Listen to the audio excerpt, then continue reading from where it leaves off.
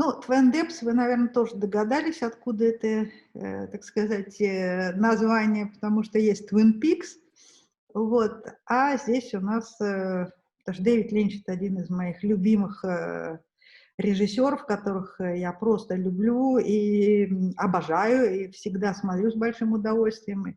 Я очень-очень-очень оценила его последнюю, третью часть сериала Twin Peaks, потому что я считаю, что это, конечно, тоже шедевр, тем более, что когда мы смотрим, и, в общем, мы понимаем, что он без каких-либо программ, эффектов, которые сейчас используются во всем кино, делает не менее интересный, я даже сказала, более интересный ряд визуальный, то это, конечно, ну, кроме одного, который серия, которая про атомный взрыв, она вот специальная, там у нее, конечно, безусловно, эффекты, которые используются сейчас во многих студиях.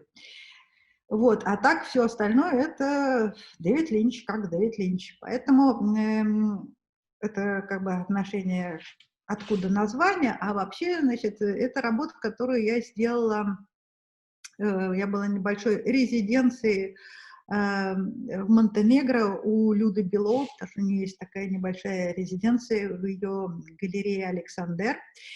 И там, в принципе, в этот год была тема «Вода». И я в какой-то момент, в общем, даже не сколько думала, скажу, практически сразу для себя решила, что поскольку мы из воды, наша, так сказать, сущность и наше тело — это где-то 80% с лишним воды, соответственно, то, что я буду как-то говорить об этом, и потом уже как бы стало совершенно ясно, что, в общем, при нынешней ситуации, хотя в Монтенегро она не такая, там действительно очень чистая вода, и даже где 10 метров глубины мы видим дно, а то, что вот происходит в мире, то, что идет загрязнение и нефтью, и там, с пластиком, и еще всякими остальными странными продуктами, которые попадают в океаны, ну и, соответственно, то, что происходит с нашими, так сказать, лесами, которые вырубаются и сжигаются. В общем, короче говоря, собственно, мы живем на этой земле, вода — это, так сказать, начало жизни на земле, потому что все вышло оттуда, мы вышли оттуда, но если вот это все будет продолжаться, вот это такое неответственное отношение к природе, то что мы сможем сделать? И тут у меня пришла гениальная идея, ну, на мой взгляд, гениальная, что не сможем ли мы обратно вернуться в воду, ну, то есть стать какими-нибудь там, это самое, с жабрами и там человеками-амфибиями, которые будут там находиться. И я решила сделать такой перформанс, он одновременно транслировался лайв на YouTube, потому что как я возвращаюсь со всем скарбом, который нажит сам вот здесь мною на земле, я возвращаюсь в воду.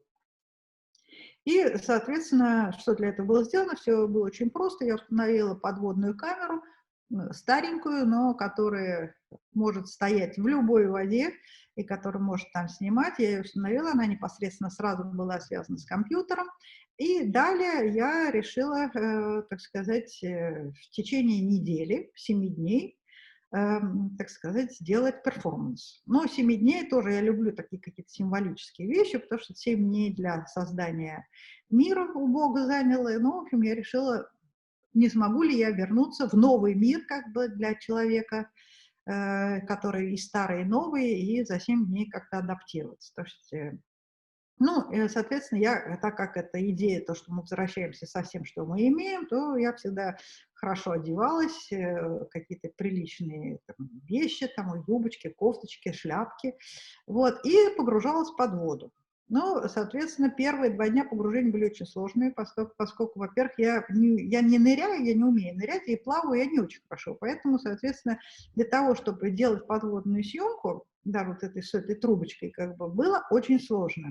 И первый день я просто готовила сцену, то есть я подметала перед камерой, которая стояла, ну, с большими приключениями. На следующий день я хотела сделать интервью перед камерой, то есть посидеть на стуле. Стул мы нашли очень тяжелый, который не всплывал, но тем не менее всплывала я. То есть я ни разу не удалось погрузиться, чтобы было видно мое лицо, потому что это было невозможно. То есть меня выталкивало каждый раз. Ну, в общем, соответственно, каждый день был какой-то новый перформанс, который был связан с тем или иным, там, кого-то встретить под водой, там, я не знаю, там, допустим, прийти, завязать контакты с какими-то другими организмами, записать воду, сохранить воздух, тоже все под водой, соответственно, вот эти каждый день у меня было занятие, чем я там занималась под водой.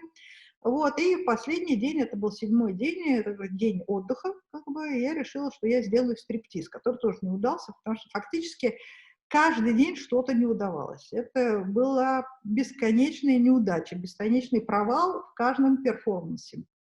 Вот, поэтому, собственно, когда я уже сделала 7-й день, и, соответственно, 7-й день тоже стриптиз не удался, соответственно, пришлось как бы сделать вывод, что даже если при всей страшной катастрофе и вообще если на Земле уже все, так сказать, вымрет, все равно нам уйти под воду не удастся. Вот такой вот. И дальше это как бы инсталляция, которая показана, всегда должна быть показана 7 экранами или проекциями, где каждый день моего перформанса виден одновременно. Звука там нет, потому что, сами понимаете, под водой звука особенно нет. Вот такая вот вещь.